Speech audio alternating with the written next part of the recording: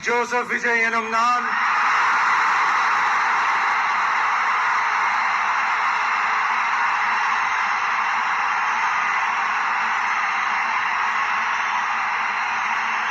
சட்டப்படி அமைக்கப்பெற்ற இந்திய அரசியல் அமைப்பின்பால் உண்மையான நம்பிக்கையும் மாறா பற்றும் கொண்டிருப்பேன் என்றும் இந்திய நாட்டின் ஒப்பில்லாத முழு முதல் ஆட்சியையும் ஒருமையையும் நிலை நிறுத்துவேன் என்றும் தமிழ்நாட்டு அரசின் முதலமைச்சராக உண்மையாகவும் உளச்சான்றின்படியும் என் கடமைகளை நிறைவேற்றுவேன் என்றும்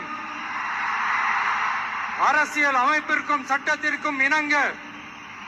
அச்சமும் ஒருதலை சார்பும் இன்றி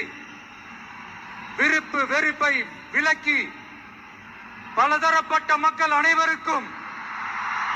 நேர்மையானதை செய்வேன் என்றும் ஆண்டவன் மீது ஆணையிட்டு உறுதிமொழிகிறேன்.